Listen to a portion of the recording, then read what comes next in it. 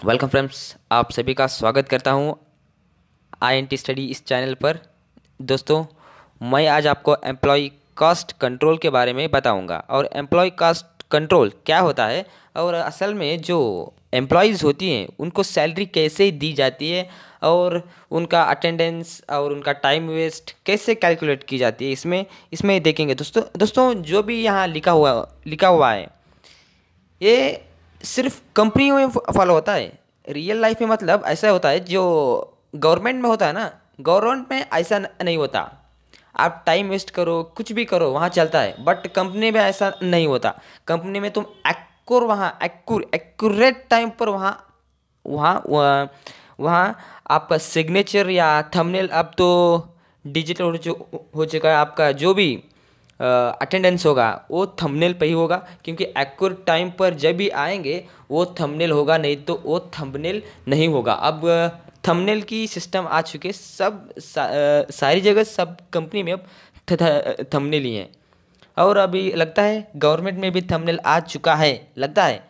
Okay friends, मैं आज आपको बताऊंगा कि कैसे होता है, मतलब क्या क्या देखते हैं जो सैलरी सैलरी करने वक्त। ओके, जो कुछ डिपार्टमेंट्स है एंड उसके कुछ फंक्शंस हैं। ओके फ्रेंड्स, जो पर्सनल डिपार्टमेंट फ्रेंड्स, जो पर्सनल डिपार्टमेंट में ये इस बात को इस बात से होता है कि on receipt of employ requisition from the various departments, it is search for the required skills and qualification। मतलब फ्रेंड्स, जिस मतलब जिस जगह काम करने के लिए कुछ एम्प्लॉय की ज़रूरत होती है। ओके फ्रेंड्स, जो मैनेजर का हो, क्यों ना अकाउंटेंट का हो, क्यों ना एम्प्लॉय मतलब वर्कर का हो, उस जगह सफिशिएंट मतलब उस सारे स्किल्स आने चाहिए उस एम्प्लॉय को उस जगह बैठने के लिए। ऐसे कुछ पर्सनल को ढूंढा जाता है, मतलब एम्प्लॉय को ढूंढा जाता है, ये कहता है। ओके फ्रेंड्स, सेकंड बात करेंगे। It ensures that the personnel required process the requisite qualification and skills required for the job. मतलब फ्रेंड्स, जो भी आप उसको जॉब दे रहे हैं, मतलब जिस एम्प्लॉय को आप जॉब दे रहे हैं उसके पास क्वालिफिकेशन एंड स्किल्स उस चेयर पर बैठने के लिए होना चाहिए, क्वालिफिकेशन स्किल्स। ओके फ्रेंड्स, अब मैनेजर, आपको से एग्जांपल के तौर पर मैनेजर लीजिए। मैनेजर का काम सब कुछ कंट्रोल करना होता है। मैनेजर को बहुत मतलब मुझे पता नहीं उनका काम क्या होता है, बट मुझे पता ही है कि उनका बहुत काम होता है। ओके फ्रेंड्स, मतलब वो सारे के सारे स्किल्स उन्हें चाहिए, आने चाहिए उस मैनेजर को। ओके फ्रेंड्स, मैं आपको सिर्फ पढ़ाता हूँ और बताता हूँ कि ऐसे भी होता है एक कंपनियों में। ओके फ्रेंड्स, देन नेक्स्ट, कुछ जो भी इम्पोर्टेंट है मैं आपको बताऊंगा, जो इम्पोर्टेंट नहीं है मैं आपको बताऊंगा नहीं, डायरेक्ट स्किप कर दूंगा। एंड देन फ्रेंड्स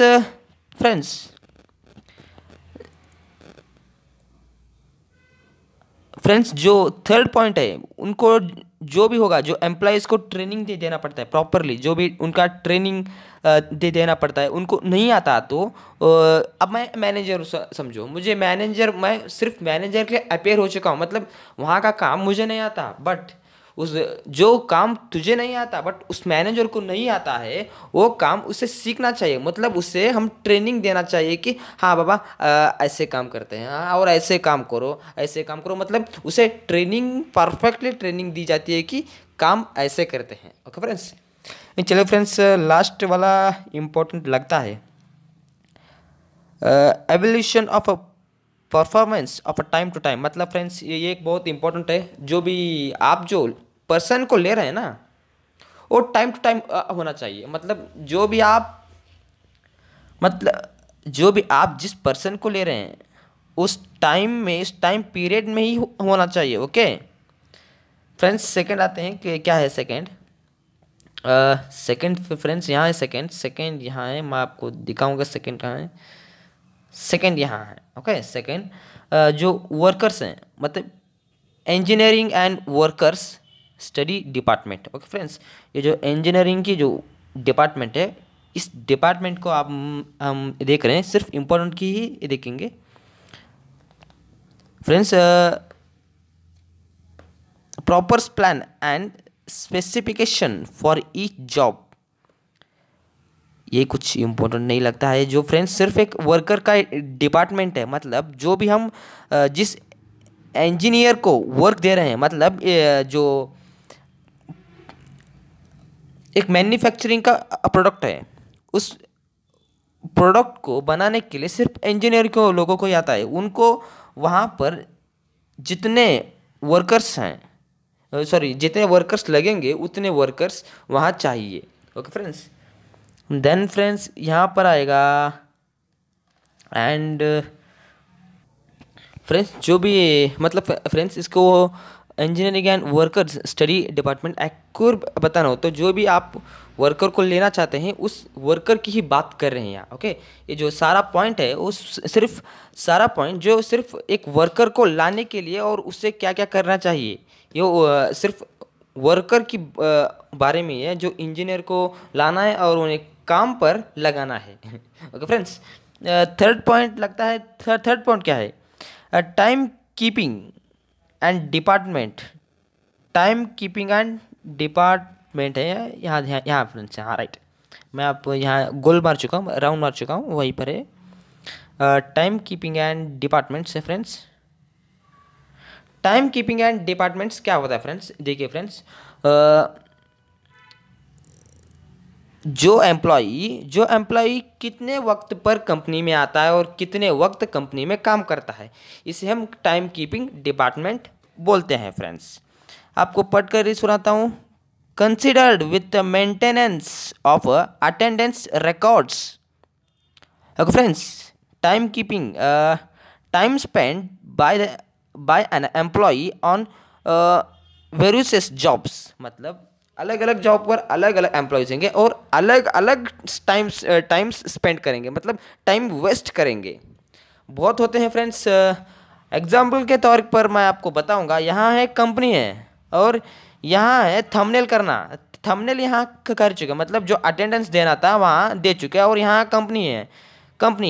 यहाँ जाने के लिए एक 500 मीटर है, मतलब आधा किलोमीटर 500 मीटर है। और एक हमारा एम्प्लॉय क्या होता है ना, जो Indian employ specific government job वाला क्या होता है ना, जो गाना गाकर जाने में इसके 2 घंटे लगेंगे, मतलब 2 घंटे नहीं, इसे आधा घंटे लगेंगे। स्पेशली आधा घंटा 30 मिनट्स। स्पेशली ये काम कौन करेगा, जो भी गवर्नमेंट होगा वही एम्प्लॉय करेगा। जो कंपनी में होगा वो एक्कुर जाएगा, वहाँ बहुत स्ट्रिक्ट होता है कंपनी में। कई कंपनी में, टाटा कंपनी बोलो, फिलिप्स कंपनी बोलो, बहुत सारे के सारे कंपनी में आपको काम करना पड़ेगा, बट गवर्नमेंट में ऐसा नहीं होता। आप कभी जाइए, वहाँ आपका काम पड़ा रहेगा और काम कर कर निवांत घर जाना है। और फ्रेंड्स मुझे किसी के बारे में टीका नहीं करना है, सिर्फ मैं टाइम कीपिंग की मतलब आपको एग्जाम्पल के दौर पे बताऊँ। Okay friends, then friends third, payroll departments. ये पेरोल डिपार्टमेंट्स क्या आता है, इस डिपार्टमेंट को हम कहते हैं, इस डिपार्टमेंट को पेरोल डिपार्टमेंट का मतलब है फ्रेंड्स उसे हम कहते हैं कि जो भी एम्प्लॉय होगा, अब मतलब मैं हो गया एम्प्लॉय, एक 10 एम्प्लॉई हैं, एक एम्प्लॉई झाड़ू मारता है और एक एम्प्लॉई उसे क्या बोलते हैं, गार्डन पर है, और एक एम्प्लॉई गेट पर वॉचमैन है, और एक एम्प्लॉई मैनेजर है। ये तीनों का काम अलग अलग है और तीनों का पेमेंट भी अलग अलग रहता है, और तीनों का टाइम स्पेंड करना अलग अलग रहता है। ओके फ्रेंड्स, यहाँ सिर्फ मैं टाइम स्पेंड की बात नहीं कर रहा हूँ, ओनली फॉर पेमेंट की बात कर रहा हूँ, ओनली फॉर उनका जो वर्कर्स हैं, जो जिनका वर्क करना है उनकी पेमेंट की बात कर रहा हूँ। अब मैनेजर को देखो, मैनेजर को 40,000 होता है, उतना ही वर्क करता है जितना वॉचमैन और क्या बोलते हैं उसे, गार्डनर काम करता है, मतलब गार्ड बॉय काम करता है। टाइम तो 8 आवर ही रहता है, बट इसको 40,000 होता है, उन दोनों को 10,000 होता है। ये जो डिस्ट्रीब्यूशन है ना, ये जो अलग अलग करना है ना, ये काम कौन करता है? पेरोल डिपार्टमेंट्स करता है, पेरोल डिपार्टमेंट्स करता है। ओके फ्रेंड्स, देन फ्रेंड्स अगला आता है, यहाँ देखो, कॉस्ट डिपार्टमेंट। कॉस्ट डिपार्टमेंट का मतलब क्या होता है? कॉस्ट डिपार्टमेंट का मतलब बहुत इजी है फ्रेंड्स। जो ये कॉस्ट अकाउंटिंग डिपार्टमेंट है, ये डिपार्टमेंट तय करता है कि उस एम्प्लॉय को पेमेंट कितना देना है, और उसका टाइम स्पेंड कितना हुआ है, और वो कितना इस महीने में कितने छुट्टी ले चुका है। ये सारा प्रोसीजर कौन करता है? मतलब ये सारा देखकर ही पेमेंट कौन करता है? कॉस्ट अकाउंटिंग डिपार्टमेंट करता है फ्रेंड्स हम पढ़कर सुनाते हैं। Accumulation and classification of employee costs. Second, analysis and collection of cost of various cost centers और cost adjuncts. फ्रेंड्स जो भी, मतलब मैं 30 महीने में 10 डेज छुट्टी लेता हूँ, और सिर्फ 20 दिन ही मैं काम पे जाता हूँ।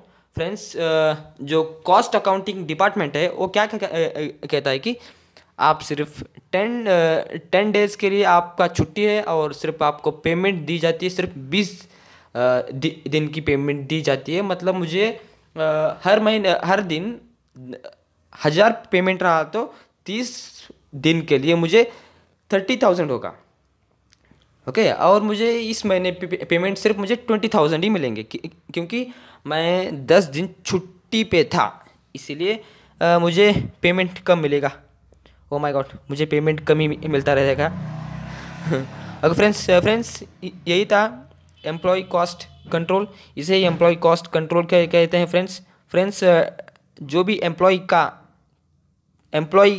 ढूंढने तक, एम्प्लॉय की ट्रेनिंग तक, जो एम्प्लॉय का कॉस्ट मतलब उनका पेमेंट देने तक, सारे के सारे 5 प्रोसीजर होते हैं, ओनली 5 प्रोसीजर। ये 5 प्रोसीजर कंप्लीट करने के बाद एक एम्प्लॉय के हाथ में पैसे जाते हैं। ओके फ्रेंड्स वीडियो अच्छा लगा तो लाइक और शेयर ज़रूर कीजिए, और सब्सक्राइब मेरे चैनल को कर लीजिए फ्रेंड्स। बेल आइकन दबाना मत भूलिए, क्योंकि जो मैं आपको अपडेट देता हूँ शेयर मार्केट के बारे में और सीए के बारे में, मैं दोनों ही आपको सिखा दूंगा।